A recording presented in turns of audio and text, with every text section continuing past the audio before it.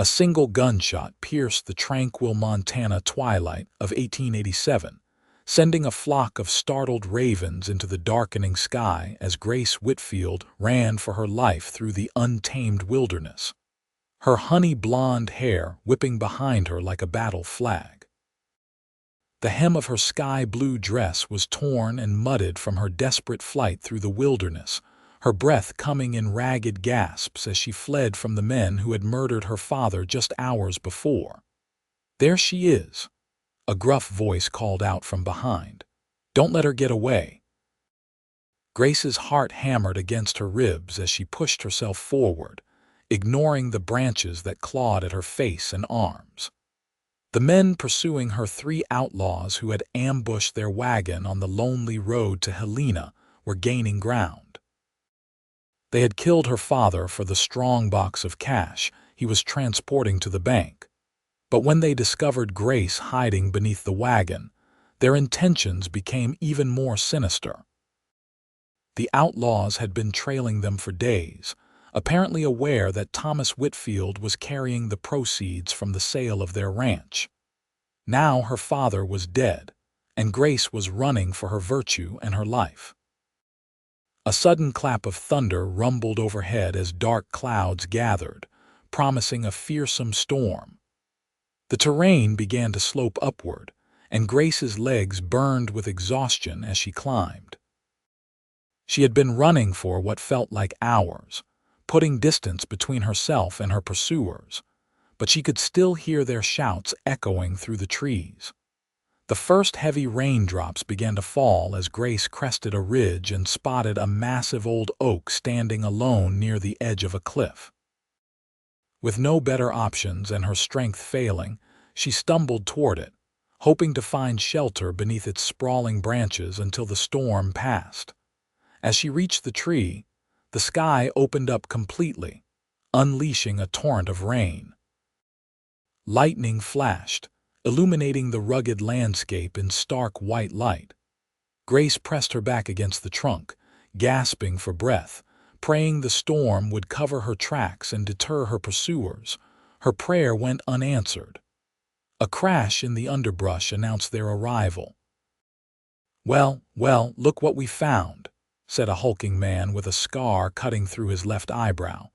Rain streamed down his bearded face as he approached, flanked by his 2 companions. "Miss Whitfield, you've led us on quite a chase."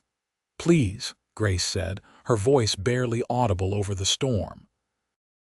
"Take the money. It's all yours. Just let me go." The scarred man laughed. "The money's already ours, sweetheart. Now we're just collecting a bonus." Grace tried to run, but rough hands seized her arms. She screamed and fought as they dragged her back to the oak tree. "Tie her up," the leader ordered, tossing a length of rope to his companions. "We'll have our fun once we make camp. This storm ain't letting up anytime soon." They bound her wrists behind her back, securing her to the trunk of the oak tree. The rope cut painfully into her skin as she struggled against her bonds. "Don't waste your energy," one of the men sneered, patting her cheek. "Ain't nobody out here to hear you scream." "Boss," called the 3rd outlaw, a wiry man with rodent-like features, "we should find shelter." "This storm's getting worse," the leader nodded. "There's a cave about a 1/4 mile back. We'll wait it out there and come back for her once it passes." "You can't leave me here," Grace cried, panic rising in her throat. The scarred man leaned in close. "Don't worry, darlin'. We won't forget about you."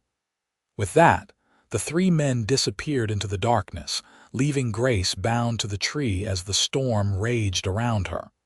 Rain soaked through her clothing, and the wind cut through to her bones. She struggled against the ropes, but they only seemed to tighten the more she fought. Hours passed. The storm showed no signs of abating, and Grace's hope faded with each flash of lightning. Her teeth chattered uncontrollably from cold and fear. If the outlaws didn't return, she would likely die from exposure. If they did return, she shuddered to think of the fate that awaited her. As midnight approached, Grace's head drooped in exhaustion. She was startled awake by the sound of hoofbeats, barely audible over the storm. Her heart raced with renewed terror. Had the outlaws returned already? Through sheets of rain, she made out a lone figure on horseback approaching cautiously. The rider wasn't one of the outlaws. He was taller and broader of shoulder, sitting straight in the saddle despite the driving rain. "Hello," Grace called, her voice hoarse from crying and the cold. "Please help me." The rider turned toward the sound of her voice and urged his horse forward. As he drew closer, a flash of lightning illuminated his features, a strong, square jaw darkened with stubble, keen eyes beneath the brim of a rain-soaked hat, and a concerned expression that gave Grace her first glimmer of hope since her father had fallen. The stranger dismounted in one fluid motion and approached her. "Madam, are you hurt?" His voice was deep and steady with a slight drawl that marked him as not being from Montana territory. "3 men," Grace managed through chattering teeth. "They killed my father, tied me here. Please." Without hesitation, the man drew a knife from his belt and moved behind the tree. With a few careful cuts, he severed the ropes binding her. Grace's legs buckled as soon as she was free. The stranger caught her before she hit the ground, his strong arms providing the first sense of security she'd felt in hours. "I've got you," he said, lifting her easily. "Let's get you somewhere dry." He carried her to his horse, a magnificent chestnut stallion that stood patiently in the rain.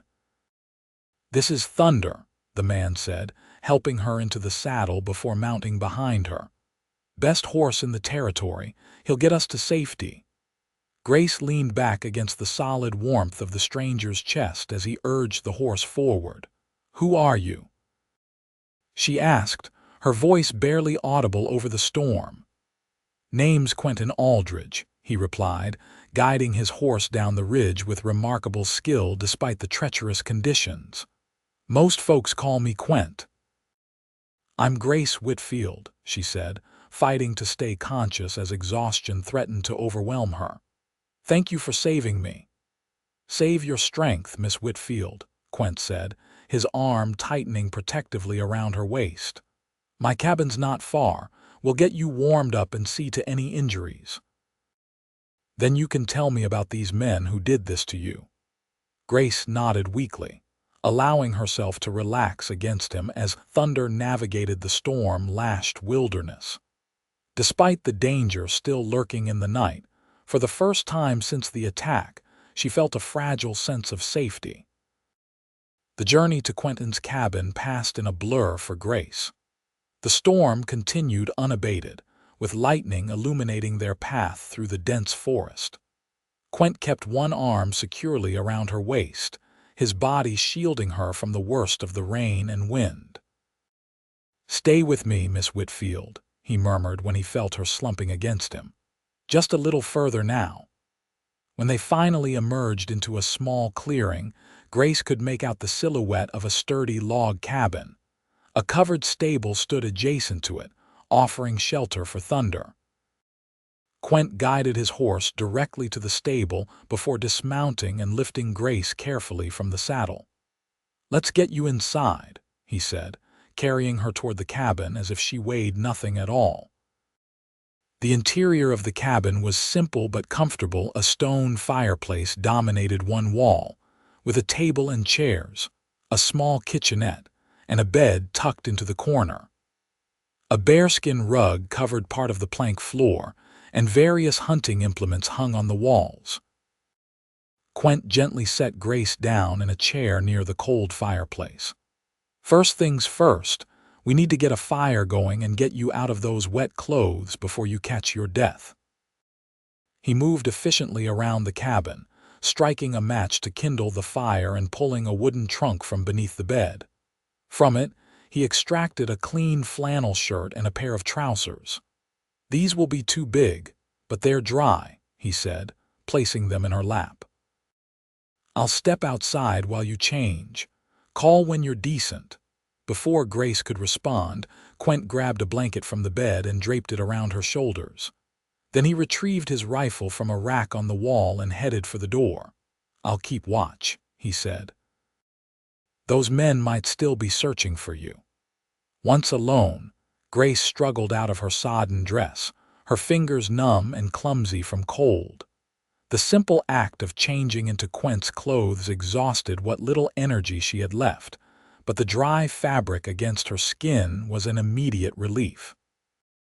The flannel shirt hung nearly to her knees, and she had to roll the trousers up several times, but they were warm and smelled of soap and pine. "I'm decent," she called weakly, pulling the blanket back around her shoulders. Quent returned, his hat and coat dripping as he hung them by the door. Without comment, he checked the fire, added another log, then moved to the kitchen area. He poured water from a pitcher into a kettle and placed it on the hook over the fire. "Coffee will warm you up from the inside," he said, finally turning to look at her properly. His expression softened at the sight of her swamped in his clothing. "You look half-drowned, Miss Whitfield." "I feel it," Grace admitted, her voice steadier now that she was beginning to warm up. "And please call me Grace." Quent nodded and pulled a chair up opposite hers. "Now, if you're up to it, tell me what happened out there." Grace recounted the events of the day: the ambush on the road, her father's murder, her desperate flight through the wilderness, and finally being captured and bound to the tree. As she spoke, Quent's expression darkened, his jaw tightening with barely contained anger. "These men," he said when she finished. "Would you recognize them again?" Grace nodded. The leader had a scar through his left eyebrow. He was big with a black beard. One was tall and thin with bad teeth. The third was shorter with a face like a rat. Quent frowned. "Sounds like the McCoy gang. They've been terrorizing settlements across the territory. Robbery, murder, worse." He stood and moved to the window, peering out into the stormy night. "They won't give up easily, especially now that you can identify them." The kettle began to whistle, and Quent prepared 2 cups of strong coffee. He handed one to Grace, then sat back down, his expression grave. "You're safe for tonight," he said. "This storm will keep them holed up, and they won't expect you to have gotten far in these conditions. But come morning, we'll need to decide what to do." Grace clutched the warm cup between her hands. "Is there a town nearby, a sheriff?" "Helena's the closest town with a proper lawman, about 2 days' ride from here," Quent replied. "But I don't much trust the law to handle men like the McCoys." His voice hardened. "I've dealt with their kind before." "You're not a lawman?" Grace asked, studying him more carefully now. Despite his rugged appearance, there was something refined about Quentin Aldridge's speech, the way he carried himself. "No, madam," he said with a slight smile. "Just a man who values peace and quiet. That's why I live out here, away from complications." He took a sip of his coffee. "Or at least I did until complications found me." Grace looked down. "I'm sorry to bring trouble to your door." "Don't apologize," Quent said firmly. "You didn't ask for any of this." He set his cup down and leaned forward, his gaze intense. "I promise you, Grace Whitfield, those men will pay for what they've done." Something in his tone sent a shiver down Grace's spine that had nothing to do with her earlier ordeal. There was a dangerous edge to this seemingly gentle man, a glimpse of steel beneath the surface. "Who are you, really?" she asked quietly. Quent was silent for a long moment, his eyes fixed on the dancing flames in the fireplace. "I was a Union officer during the war," he finally said. "Afterward, I spent some years as a Pinkerton agent tracking men not unlike these McCoys." His expression grew distant. "I saw enough violence to last several lifetimes. So I came out here, built this cabin, and tried to leave that all behind." He looked back at her, his eyes reflecting the firelight. "But some skills you never forget." Grace wanted to ask more questions, but exhaustion was rapidly overtaking her. Her eyelids grew heavy and she swayed slightly in her chair. Quent noticed immediately and stood, taking the cup from her hands before she could drop it. "You need rest," he said gently. "Take the bed. I'll keep watch through the night." But Grace began to protest. "No arguments," Quent insisted. "You've been through enough today." Too tired to resist, Grace allowed him to help her to the bed in the corner of the cabin. As she lay down, she caught his hand in hers. "Thank you, Quentin," she whispered. "I don't know what would have happened if you hadn't found me." He squeezed her hand gently. "Get some sleep, Grace. You're safe now." As Grace drifted into an exhausted slumber, Quent moved to the window, rifle in hand.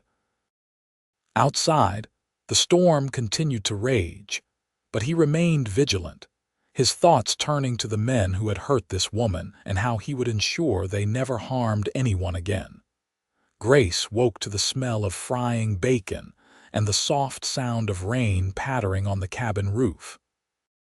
For a moment, she was disoriented, expecting to find herself in her room at the ranch. Then the memories of the previous day came rushing back: her father's murder, her flight through the forest, being bound to the tree, and finally her rescue by the mysterious Quentin Aldridge. She sat up, wincing at the stiffness in her muscles. Sunlight filtered through the cabin's windows, suggesting it was mid-morning. The storm had passed, though rain still fell steadily. Quent stood at the small cast-iron stove, his back to her as he tended to breakfast. He had changed into a fresh shirt, and his damp hair suggested he had recently washed.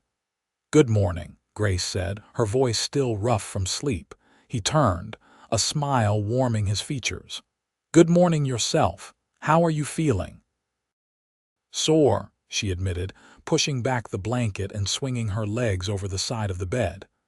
"But alive, thanks to you," Quent nodded. "Hungry, I've got bacon and biscuits, not fancy, but it'll keep your strength up." "It sounds wonderful." Grace stood, adjusting the oversized clothing she still wore. "Is there somewhere I can freshen up?" Quent pointed to a screen in the corner. "There's a wash basin behind there with clean water and a towel. I set out a comb too, thought you might want it." Grace thanked him and made her way to the improvised washroom.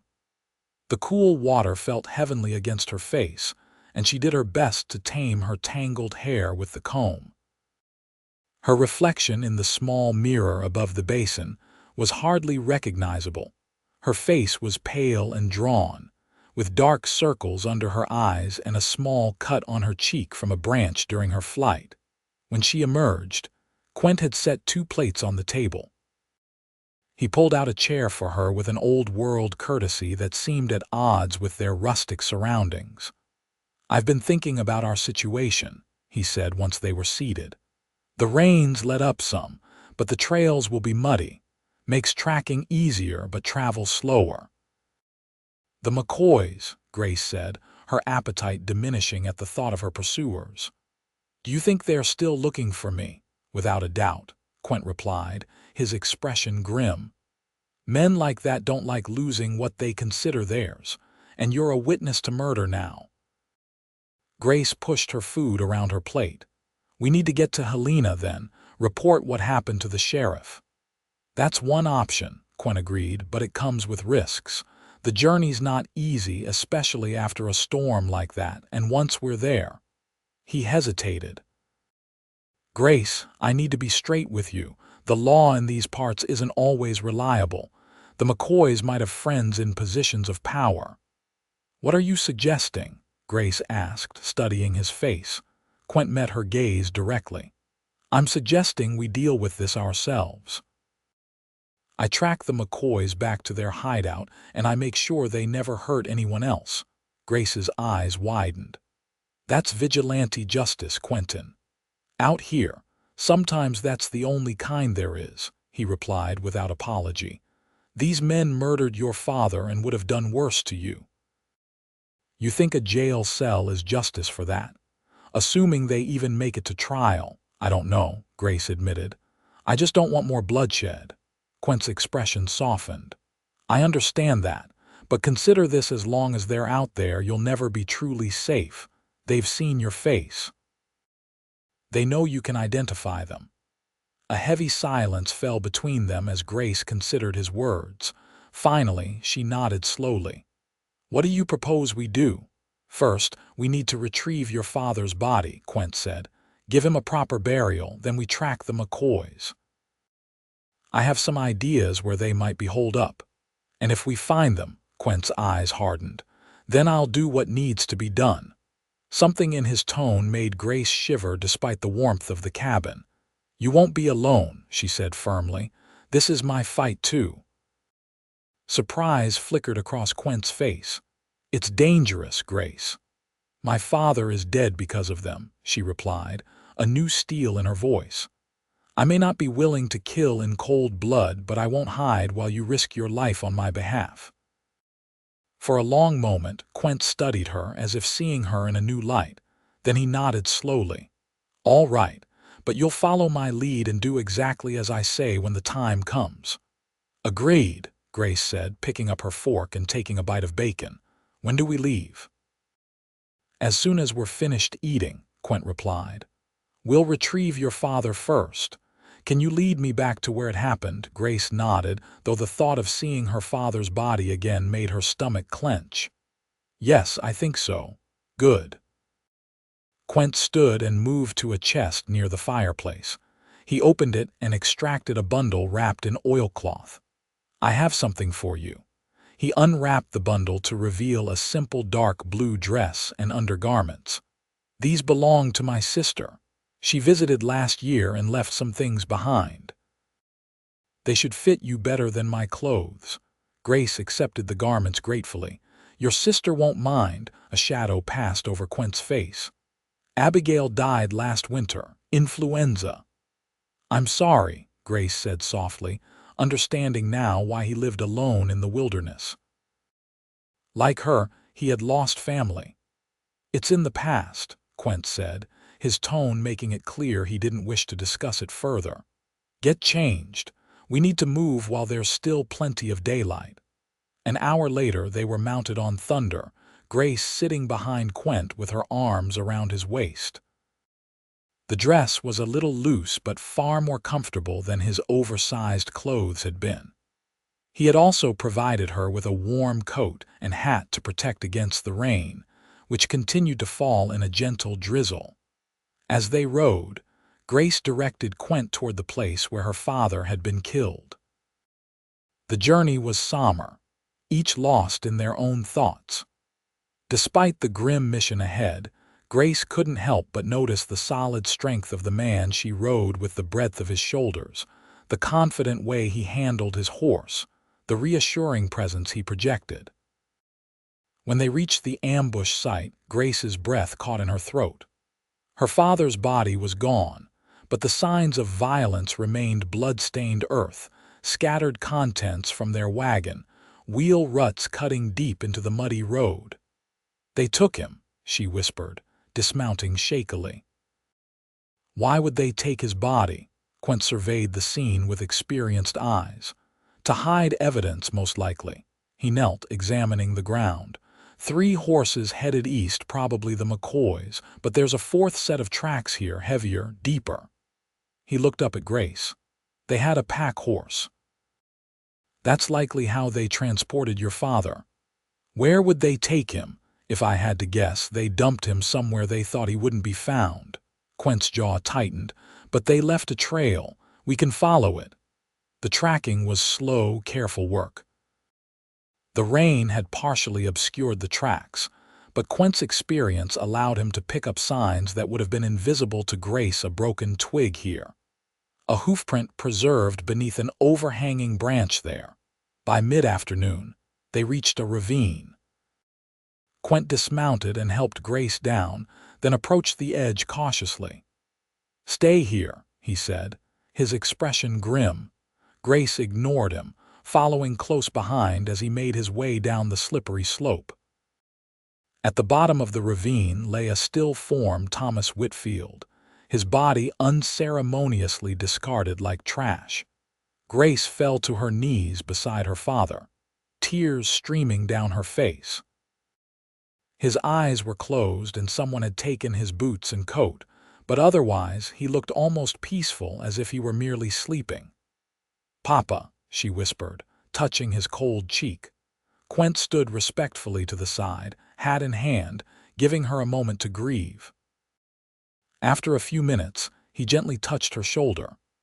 "We should bury him properly," he said. "I have a shovel on Thunder's saddle."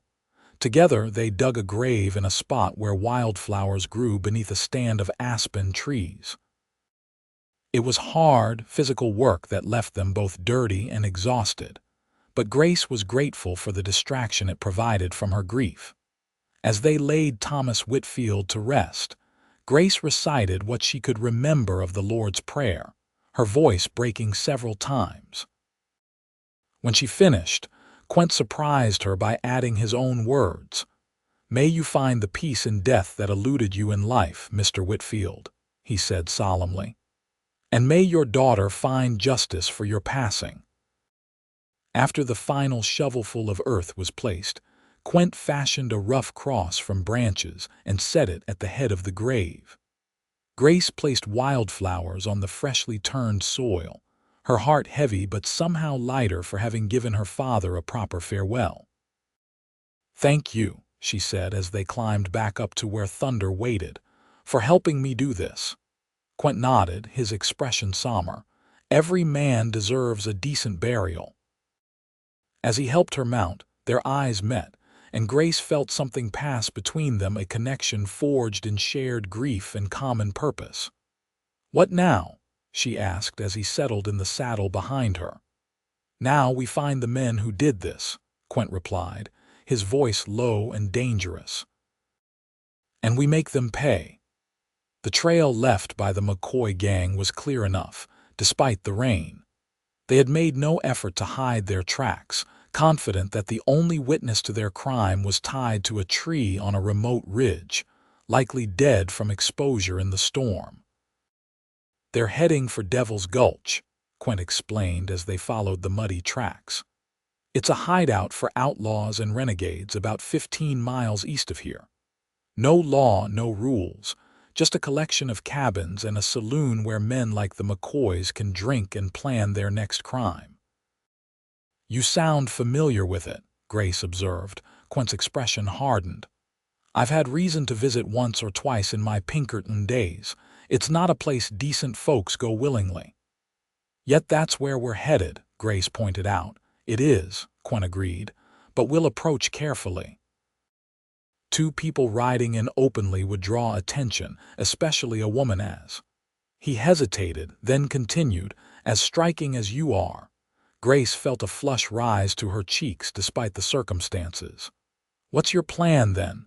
"We'll make camp a few miles out and go in after dark," Quent explained. "I'll enter the saloon alone. You'll wait with Thunder in a secure location." "I told you I won't hide while you face danger," Grace protested. "And you won't," Quent assured her. "But we each have roles to play, Grace. Mine is to locate the McCoys and determine their next move. Yours is to be ready when I need you." Grace wasn't entirely satisfied with this plan but recognized the wisdom in it. "Very well," she conceded, "but promise me you won't confront them alone." "I promise," Quent said, though something in his tone made Grace wonder if he truly meant it. As the day wore on, the rain finally stopped, and weak sunlight broke through the clouds. The terrain grew rockier as they approached Devil's Gulch, with pine forests giving way to scrubby brush and dramatic outcroppings of stone. By late afternoon, they had reached a sheltered canyon about 3 miles from their destination. Quent guided Thunder to a small cave partially hidden by a stand of juniper trees. "We'll rest here until nightfall," he said, dismounting and helping Grace down. "There's a stream nearby for water, and I have provisions in my saddlebags." The cave was dry and surprisingly comfortable once Quent had built a small fire near the entrance. They ate a simple meal of jerky and hardtack, supplemented with dried apples from Quent's provisions. As they sat side by side, watching the play of flames, Grace found herself studying her rescuer's profile. In the firelight, his features seemed carved from stone's strong jaw, straight nose, deep-set eyes that reflected both warmth and wariness. "You're staring," Quent observed without looking at her. Grace didn't look away. "I'm trying to figure you out, Quentin Aldridge." That brought a small smile to his lips. "Not much to figure. What you see is what you get." "I doubt that very much," Grace replied. A former Union officer and Pinkerton agent living alone in the wilderness. There's a story there. Quent was silent for a long moment, poking at the fire with a stick. Finally, he said, "After the war, I couldn't settle back into normal life. Too many memories, too many nightmares. The Pinkertons gave me purpose for a while, but eventually, even that became—" He searched for the right word, hollow. "How so?" Grace prompted gently.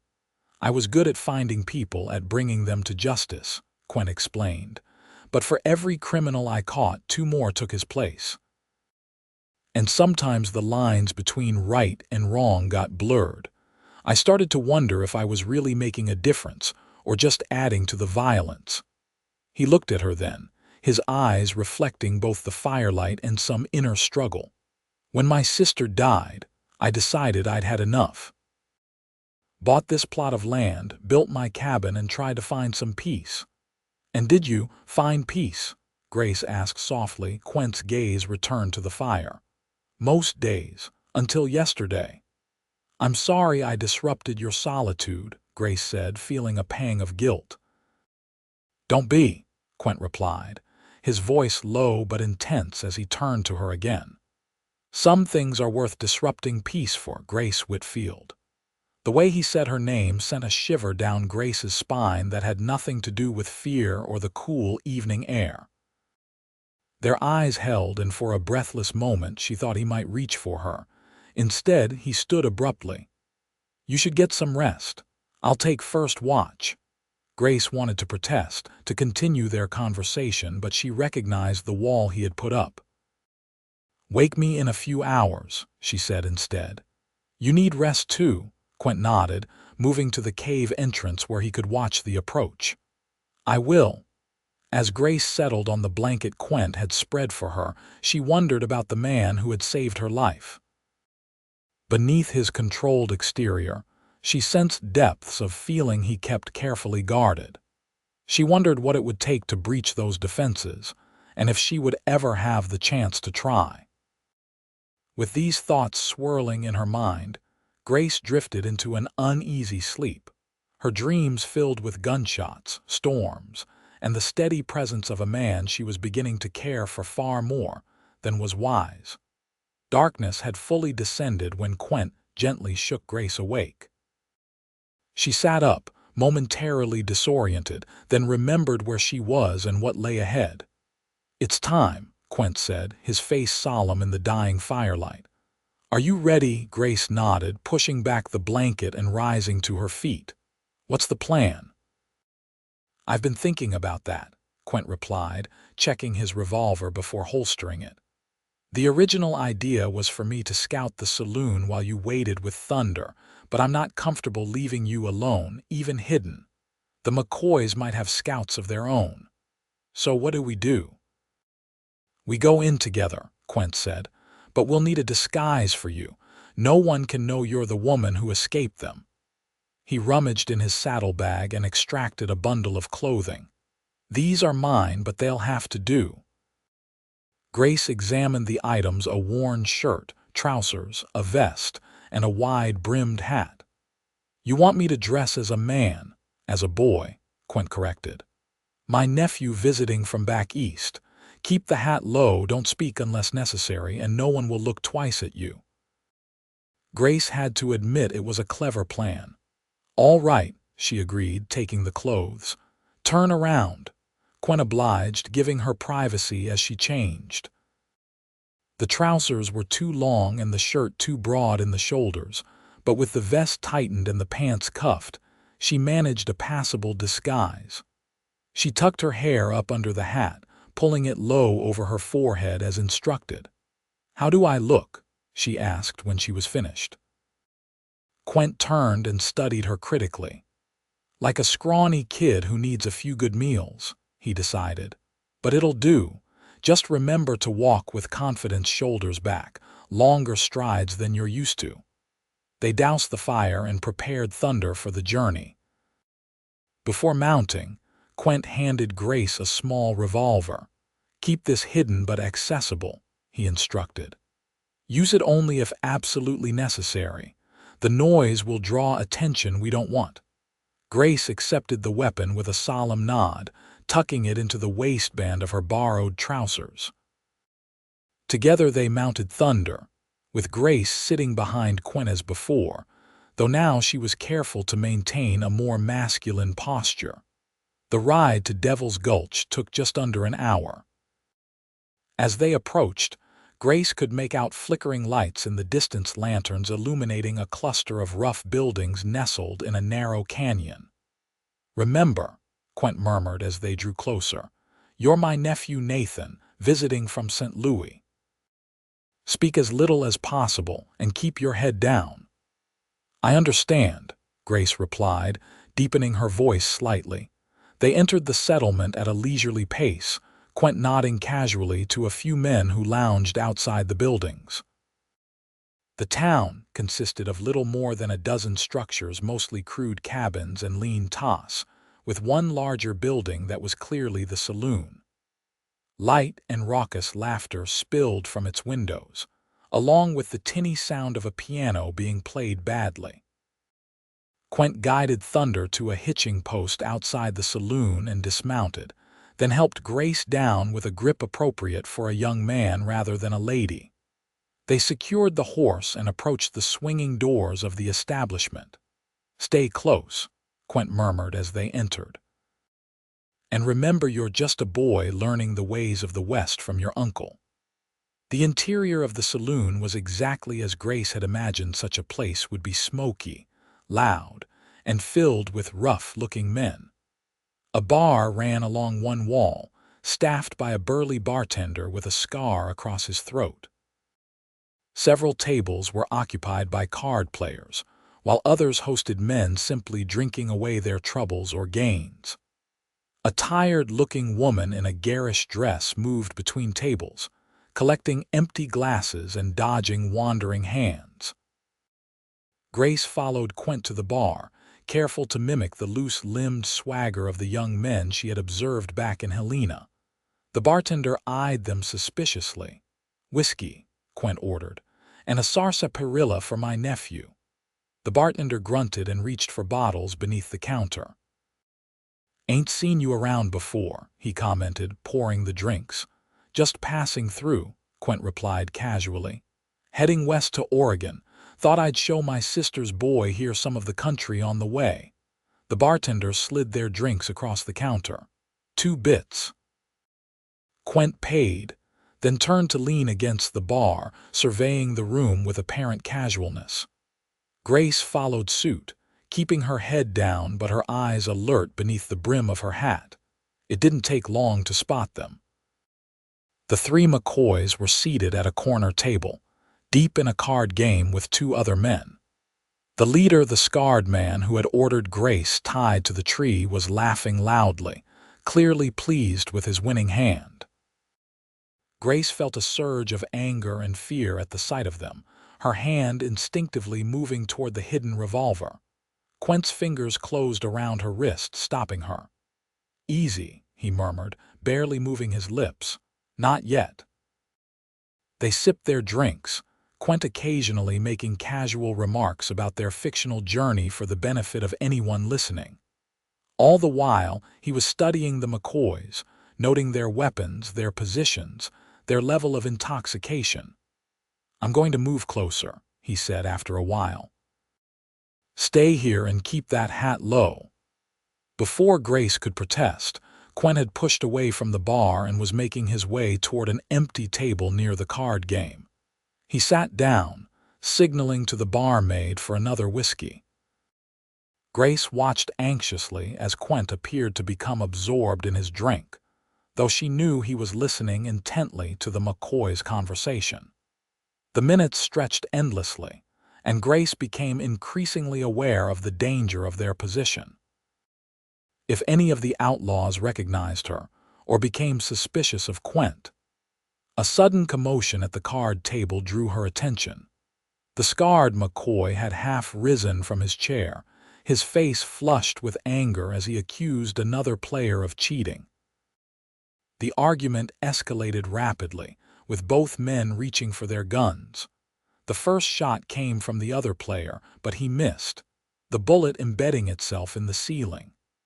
The scarred McCoy was more accurate. His bullet caught his opponent squarely in the chest, dropping him to the floor. Chaos erupted. Patrons dived for cover or fled the saloon entirely. The bartender produced a shotgun from beneath the counter. In the confusion, Quent moved with lightning speed, drawing his revolver and leveling it at the rat-faced McCoy, who had just reached for his own weapon. "Don't," Quent advised coldly.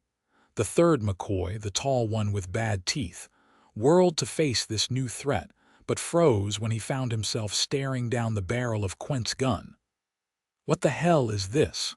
demanded the scarred leader, his own revolver now trained on Quent. "Justice," Quent replied evenly. "For Thomas Whitfield and his daughter." A flicker of recognition crossed the scarred man's face, followed by a cruel smile. "So the girl survived after all. Where is she? Did you leave her somewhere safe while you play hero?" His gaze swept the saloon and fixed on Grace, still standing by the bar. Or maybe not so safe. Grace realized with a chill that her disguise hadn't fooled him. Perhaps a strand of hair had escaped the hat, or her posture had given her away. "The girl doesn't concern you anymore," Quent said, drawing the outlaw's attention back to himself. "You're dealing with me now." The standoff was precariously balanced. Quent had his gun on the rat-faced McCoy, who in turn was pointing his weapon at Grace. The tall McCoy and their leader both had their revolvers aimed at Quent. "Seems to me we have the advantage," the scarred man observed with a smirk. "3 against 1. 3 against 2, Grace corrected, drawing the revolver Quent had given her and pointing it steadily at the leader. "And I won't miss at this range." The saloon had emptied except for the bartender, who kept his shotgun ready but seemed unwilling to intervene in what appeared to be a personal dispute. "You're making a mistake," the scarred McCoy growled.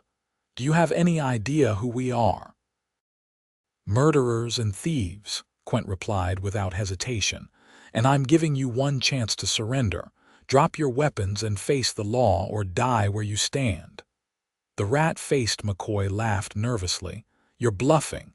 You won't shoot us all down in cold blood." "Won't I?" Quent's voice was ice. "I've killed better men than you for less. The choice is yours."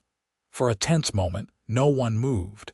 Then the scarred leader made his decision, swinging his gun toward Grace with deadly intent. Quent's reaction was instantaneous. His first shot caught the leader in the shoulder, spinning him around. His second hit the rat-faced man squarely in the chest.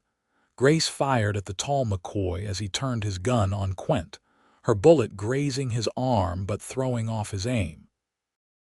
His shot went wide, splintering the bar beside her. Before he could fire again, Quent put a bullet through his heart. The scarred leader, wounded but still dangerous, had regained his balance and was raising his gun again when the bartender's shotgun roared. The blast caught him full in the face, ending the threat permanently. In the ringing silence that followed, Quent moved swiftly to Grace's side, checking her for injuries. "Are you hurt?" She shook her head, surprisingly steady despite what had just occurred. "I'm fine. You?" "Not a scratch," he assured her, then turned to the bartender. "Obliged for the assistance." The man grunted, lowering his shotgun. "These 3 have been nothing but trouble since they rode in. Needed killing." He jerked his head toward the door. "But I suggest you 2 clear out before the rest of their friends show up. They were bragging about more of their gang arriving tomorrow." Quent nodded his thanks and guided Grace outside, where thunder waited patiently. The night air was cool and clean after the smoky interior of the saloon, and Grace drew in a deep breath, trying to process what had just happened. "We should ride," Quent said urgently. "The shots will have been heard throughout the gulch." He helped Grace onto Thunder's back, then mounted behind her. They rode out of Devil's Gulch at a gallop, not slowing until they were several miles away and confident they weren't being pursued. Finally, in a protected grove of pines, Quent reined Thunder to a halt. "We'll rest here briefly, then continue on to my cabin. It's not safe to linger in these parts." Grace slid from the saddle, her legs shaky now that the immediate danger had passed. The events of the past 2 days, her father's murder, her capture, rescue, and now the violent confrontation at the saloon crashed over her in a wave of delayed shock. Quent was beside her instantly, his strong arms encircling her as she trembled. "It's all right," he murmured into her hair. "It's over, you're safe." Grace clung to him, drawing strength from his solid presence. "Those men," she whispered, "we killed them." "They made their choice," Quent said firmly. "It was them or us, Grace, and they would have kept killing if we hadn't stopped them." She nodded against his chest, knowing he was right but still shaken by the violence she had participated in. "What happens now?" she asked, looking up at him. Quent's expression softened as he gazed down at her. "Now we return to my cabin and decide what comes next. Your father's ranch is gone, but you mentioned family in Helena, my aunt," Grace confirmed. "She would take me in." "Then I'll escort you there when you're ready," Quent promised. "Ensure you arrive safely." "And then?" Grace asked, suddenly afraid of his answer. Quent hesitated, his arms still around her. "And then I suppose I return to my solitude." "Is that what you want?" Grace asked, her heart pounding in her chest. "What I want," Quent replied slowly, his gaze holding hers, "has changed considerably in the past 2 days." There it was, the unspoken truth hanging between them. Against all odds, amid danger and grief, something had grown between them, a connection neither had anticipated but both now acknowledged. "I don't want to return to Helena," Grace confessed. "Not yet. I need time. To heal, to think." "You could stay," Quent offered tentatively, "at the cabin, for as long as you need." Grace searched his face in the moonlight, seeing beyond the hardened exterior to the man beneath, a man who had risked his life for a stranger, who had helped her bury her father, who had dispensed justice when the law would not. "I'd like that," she whispered. Quent's hand came up to cup her cheek, his touch gentle despite the calluses on his fingers. "Grace," he began, then stopped, seemingly at a loss for words. She understood. Words weren't necessary in this moment. Standing on tiptoe, Grace pressed her lips to his in a kiss that spoke volumes of gratitude, of shared survival, of possibilities neither had dared imagine 2 days ago. When they parted, Quent's smile was like the sunrise breaking through clouds. "We should go," he said softly. "Home is waiting." Home. The word resonated within Grace's heart as they mounted Thunder once more. As they rode through the night toward Quent's cabin, she realized that home wasn't the ranch she had lost, or her aunt's house in Helena. Home was wherever this man was, this unexpected hero who had ridden through a storm to save her. The future held uncertainties, to be sure. There would be grief to process, decisions to make, a new life to build. But as Grace leaned back against Quent's solid chest, his arms secure around her waist, she knew one thing with absolute certainty: the tree where she had been bound had marked not an ending, but a beginning. And that beginning held more promise than she could have imagined when she fled into the Montana wilderness just 2 days before.